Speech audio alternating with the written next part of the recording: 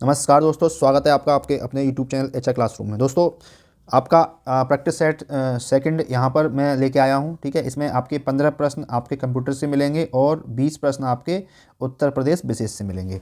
ठीक है, और आप कमेंट में बताइए आपका स्कोर कितना रहा। चलिए टाइम वेस्ट नहीं करते हैं, शुरू करते हैं। अच्छा, ये पूरे जो आपके 35 क्वेश्चन है ना, मैं प्रयास करूँगा 15 से 20 मिनट में ख़त्म करने के लिए, है ना। आप वीडियो पॉज करके अपना आंसर लिखा कीजिए और उसे फिर वेरीफाई किया कीजिए, है ना। और अगर कोई नया प्रश्न नया आंसर मिल रहा है तो उस पर नोट कर लेना कॉपी पे, आपको बहुत इससे लाभ होने वाला है।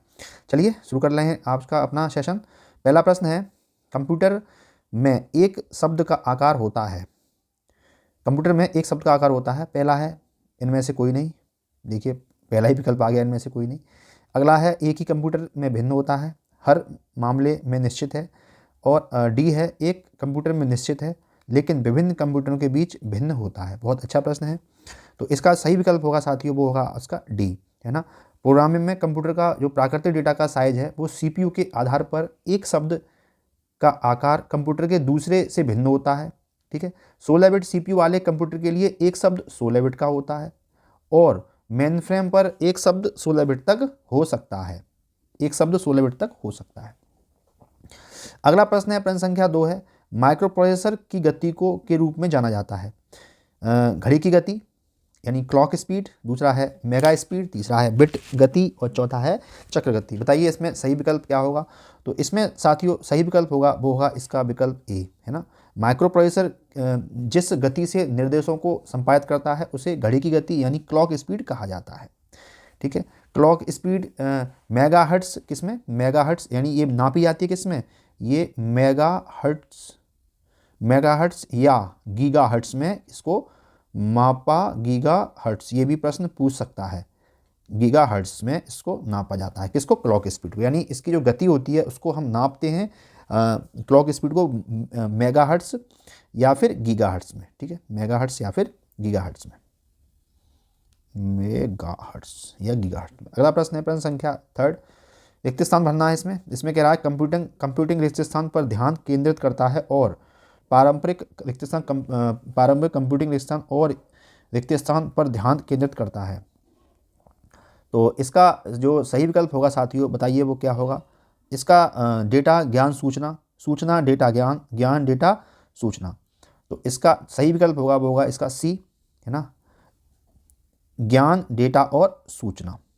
यानी कंप्यूटिंग ज्ञान पर ध्यान केंद्रित करता है और पारंपरिक कंप्यूटिंग डेटा और सूचना पर ध्यान केंद्रित करता है। ठीक है, अगला प्रश्न की बात कर ले रहे हैं, प्रश्न संख्या 4 है। इसमें कह रहा है निम्नलिखित में से कौन सा विकल्प सही है LNP के संबंध में। ठीक है, पहला है LNP अप्रत्याशित है, दूसरा है NLMP को एक अधिक कीस्ट्रोक की आवश्यकता हो सकती है, एक बहुत समय कुशल है या बहुत समय कुशल है यानी is a very time efficient, और AALP कंप्यूटर को उसकी भाषाओं में मनुष्य के साथ संवाद करने में मदद करता है, NLP। ठीक है, इसका सही विकल्प है वो है आपका पहला। ठीक है, क्या है NLP, क्या है, एक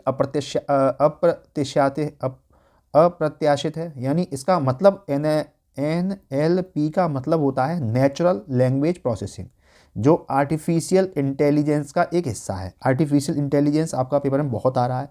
तो NLP का है नेचुरल लैंग्वेज प्रोसेसिंग, जो आर्टिफिशियल इंटेलिजेंस का हिस्सा है। इस तकनीक का उपयोग मशीनों द्वारा मानव की भाषाओं को समझने, विश्लेषण करने और हेरफेर करने और व्याख्या करने के लिए किया जाता है। ठीक है, यानी जो NLP होता है वो कंप्यूटर को मनुष्यों के साथ उसकी भाषाओं में संवाद करने में मदद करता है। यह बहुत समय कुशल है और NLP को अधिक कीस्ट्रोक की आवश्यकता हो सकती है और यह एक अप्रत्याशित है। तो इसका जो संबंध विकल्प सही नहीं है वो आपका कौन सा, ए विकल्प, इसमें संबंध नहीं है, ये अप्रत्याशित होता है ना। तो ये प्रत्याशित है, ये बिल्कुल गलत है। अच्छा प्रश्न था। नेक्स्ट प्रश्न है, 5वां प्रश्न है, अत्यंत बड़े डेटा सेट जो विश्लेषण किए जाने पर उपयोगी जानकारी प्रकट करते हैं और पैटर्न कहे जाते हैं किसके, कच्चा डाटा, विशाल डाटा, तीव्र डाटा या गोपनीय डाटा। तो इसका सही विकल्प हो जाएगा वो हो जाएगा आपका विशाल डाटा, अत्यधिक बड़े डाटा सेट जिन्हें पैटर्न, प्रवृत्तियों और संघों को प्रकट करने के लिए विशेष रूप से मानव व्यवहार और बातचीत को व्यक्त करने के लिए होता है, ठीक है, जिसके उपयोग से इनकी जानकारी प्राप्त होती है। तो क्या होता है आपकी विशाल डेटा के उपयोग से। अगला प्रश्न है प्रश्न संख्या 6, निम्नलिखित में से कौन कंप्यूटर प्रोग्रामिंग में बाइनरी लॉजिक और अर्थमेटिक के प्रवर्तक हैं? पहला है क्लाउड शेसन, नोम चोम्स्की, लेस्ली लॉम्पोर्ड और जॉन वेकस। तो इसका सही विकल्प हो जाएगा वो है आपका क्लाउड शैगन, जो इलेक्ट्रॉनिक संचार युग का संस्थापक भी कहा जाता है और इन्हें कंप्यूटर प्रोग्रामिंग में बाइनरी लॉजिकल और अर्थमेटिक का प्रवर्तक भी कहा जाता है, क्लाउड शेसन। ठीक है, बहुत ही अच्छा प्रश्न है, ये पेपर में आपको मिल सकता है देखने को। नेक्स्ट प्रश्न आपके लिए आ रहा है, SSD का अर्थ क्या है? Solid state drive, small test drive, solid state drive या फिर अच्छा ये सॉलिड सेट ड्राइव है, ओके, या स्टैटिक स्टेट ड्राइव। इसका सही विकल्प है आपका सॉलिड स्टेट ड्राइव। ठीक है, इसका क्या है, इसका सही अर्थ है, यह एक सॉलिड स्टेट स्टोरेज डिवाइस है जो डाटा को लगातार स्टोर करने के लिए इंटीग्रेटेड सर्किट असेंबली का प्रयोग करता है। चलिए अगला देख लेते हैं, प्रश्न संख्या 8वां है, MOEMS का पूर्ण रूप क्या है? तो पहला विकल्प, दूसरा विकल्प, तीसरा विकल्प या चौथा विकल्प, बताइए इसमें सही विकल्प क्या होगा? Micro optical electronic media course या माइक्रो ऑप्टो इलेक्ट्रोमैकेनिकल सिस्टम। इसी तरह के प्रश्न आ रहे हैं, ये धोखे मत रहना कि ये प्रश्न फालतू का है। ठीक है, पेपर आएगा तब पता चलेगा। अभी जो लास्ट संडे पेपर हुए हैं बहुत सारे एग्ज़ाम के, है ना, अभी हुए हैं, एक जूनियर असिस्टेंट का पेपर हुआ है 60 वैकेंसी वाला, उसमें इसी तरह के 5 ऑप्शन के प्रश्न, ये तो 4 ऑप्शन है, अभी मैं 5 ऑप्शन के भी आपके लिए कराऊंगा, है ना, इसी तरह के प्रश्न आ रहे हैं। ठीक है, वर्तमान का लेवल यही है। तो इसमें सही विकल्प हो जाएगा वो हो जाएगा इसका बी, क्या है? Micro opto electromechanical system.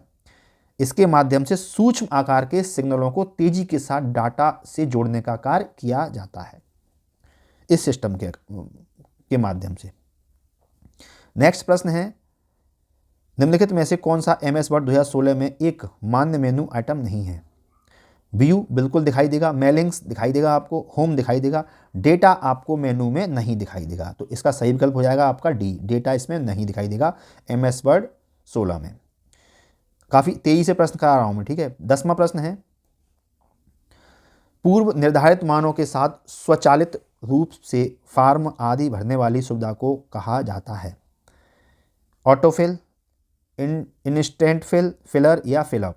तो पूर्व निर्धारित मानों के साथ स्वचालित रूप से फॉर्म आदि भरने वाली सुविधा को ऑटोफिल कहा जाता है। इसे वेब ब्राउज़र उस जानकारी के अनुसार स्वचालित रूप से फील्ड करता है जो उपयोगकर्ता ने पहले से उपयोग किया था। ठीक है, अपने आप ही भर लेगा वो ब्राउज़र आपका। नेक्स्ट प्रश्न है, प्रश्न संख्या 11, निम्नलिखित में से कौन सा फॉन्ट सेंस सेरिफ है? तो एरियल, कुरियर या टाइम्स। तो इसमें आपका विकल्प है आपका एरियल। ठीक है, सेंस सेरिफ फॉन्ट में कुछ और भी आते हैं। ठीक है, एरियल और जेनेवा भी शामिल होते हैं। सेंस सेरिफ फॉन्ट पढ़ने में कठिन होता है, यानी जो ये फॉन्ट होते हैं ये पढ़ने में काफ़ी कठिन होता है। ठीक है, इसमें आपके हेलवेटिका भी आता है ना, जेनेवा भी आता है ना, और एक और आता है अवंत गार्ड, इस तरह के भी आते हैं सेंस सेरिफ फॉन्ट। नेक्स्ट है प्रश्न संख्या 12, इसमें है आपका MS Excel 16 में निम्नलिखित किस विकल्प द्वारा विंडो को 2 भागों में बांटा जा सकता है? स्प्लिट विंडो, है ना, स्प्लिट विंडो कर सकते हैं। तो पहला विकल्प बताइए, दूसरा विकल्प, तीसरा विकल्प या चौथा विकल्प। तो इसमें जो सही होगा, जो तरीका होगा करने का, वो ये होगा कि पहले तो हम व्यू पर टैप करेंगे, है ना, व्यू पर टैप करेंगे, फिर विंडो ग्रुप में जाकर स्प्लिट बटन पर क्लिक कर देंगे, जिससे कि विंडो 2 भागों में बंट जाएगी। तो पहले व्यू करो, फिर विंडो पर जाओ और फिर स्प्लिट कर दो। तो सी विकल्प इसमें बिल्कुल सही दिखाई दे रहा है। अगला है प्रश्न संख्या 13, ईमेल भेजते समय BCC क्या दर्शाता है? Blind common type, blind complete copy, blind communication copy, blind carbon copy. तो BCC है वो है आपका ब्लाइंड कार्बन कॉपी। बहुत ही बेहतरीन प्रश्न है ये, है ना, ये संक्षिप्त रूप है किसका? BCC का, ब्लाइंड कार्बन कॉपी। अगला प्रश्न है प्रश्न संख्या 14, कौन सा ऑपरेटिंग सिस्टम नॉन इंटरैक्टिव है, यानी कोई इंटरैक्ट नहीं करता? Multitasking operating system, multi user operating system, batch processing operating system, multi programming operating system.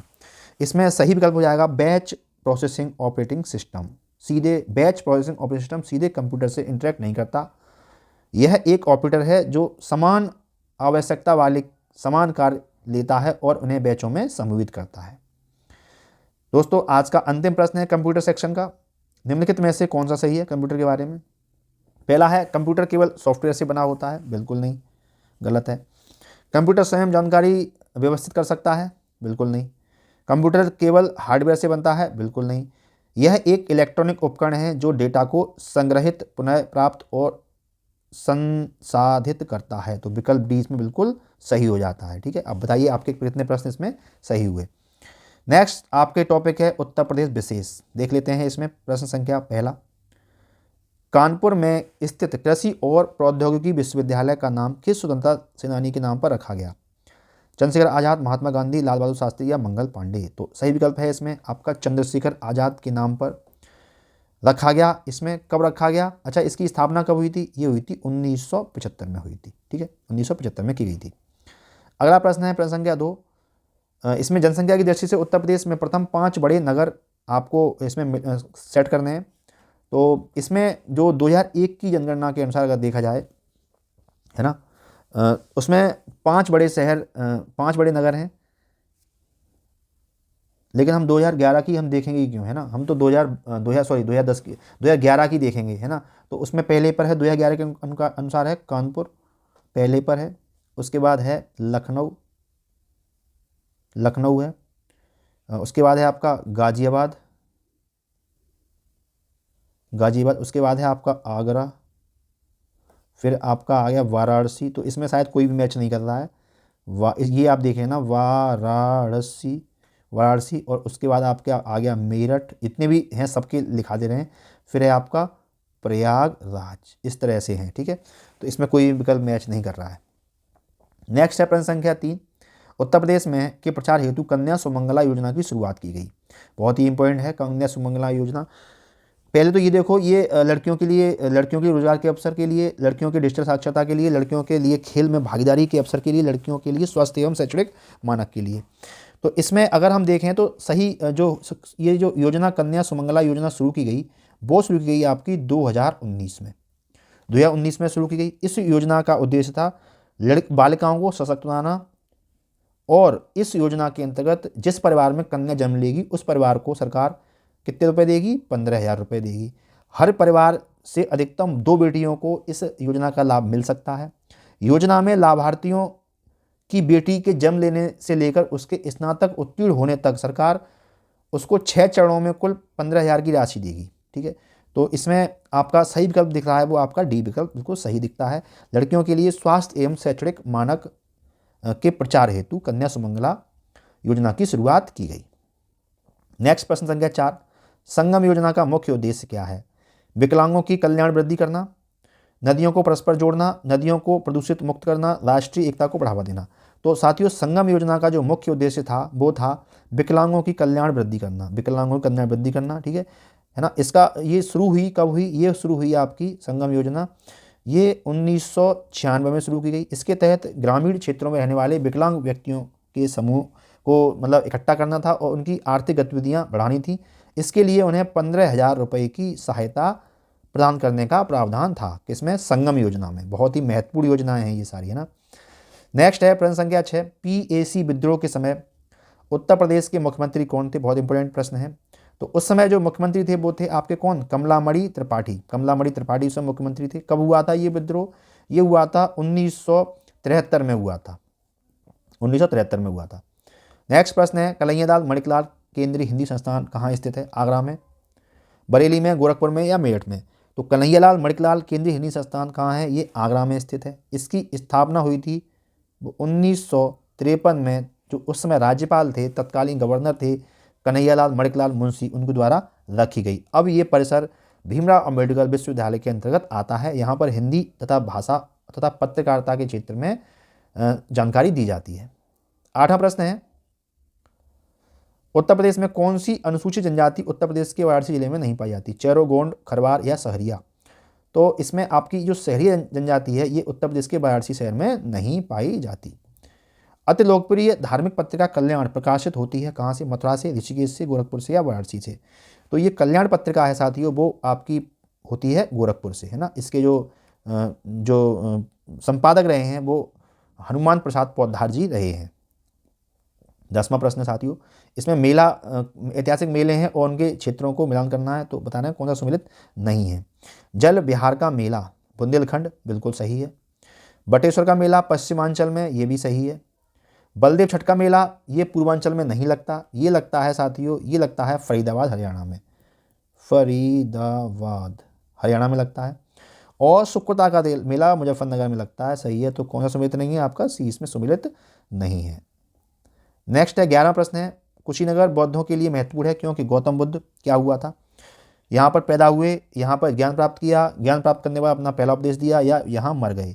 तो यहाँ पर क्या हुआ? कुशीनगर में गौतम बुद्ध ने महानिर्वाण प्राप्त किया, यहाँ पर उनकी मृत्यु हुई थी, इसलिए ये प्रसिद्ध है। ये प्रश्न देख लीजिए, नया प्रश्न है काफ़ी, है ना। ये प्रश्न नहीं मिलेगा आपको कहीं पर भी। किस फ्रांसीसी यात्री ने काशी को भारत का एथेंस कहा था? थेवेनाट, मनुची, टेवर्नियर या वर्नियर? तो भारत का एथेंस कहा था काशी को, वो कहा था वर्नियर ने। वर्नियर ने भारत का एथेंस कहा था। ये वर्नियर कौन थे? ये फ्रांसीसी चिकित्सक थे और यात्री थे जो मुगल राजकुमार दारा शिकोह के चिकित्सक के रूप में काम किया था। कौन थे? राजकुमार दारा शिकोह। दारा शिकोह के लिए एक चिकित्सक के रूप में इन्होंने काम किया था, जिन्होंने वर्नियर ने। 13वां प्रश्न है, उत्तर प्रदेश में कोयले के भंडार पाए जाते हैं? बहुत अच्छा प्रश्न है ये। विंध्य क्षेत्र में, सिंगरौली क्षेत्र में, बुंदेलखंड में या उपरोक्त सभी में? तो उत्तर प्रदेश में कोयले के भंडार आपके सिंगरौली क्षेत्र में पाए जाते हैं। ये कहाँ पर है? ये आपका है सोनभद्र में। कहाँ है? सोनभद्र के सिंगरौली क्षेत्र में पाए जाते हैं, ठीक है। सिंगरौली कोयला क्षेत्र सोन नदी घाटी के अंतर्गत आता है, ये भी देख लो, है ना। ये किसके अंतर्गत आता है? सोन नदी घाटी के अंतर्गत आता है। नेक्स्ट है, उत्तर प्रदेश में निम्नलिखित में से कौन सा शहर निर्यात विकास केंद्र नहीं है?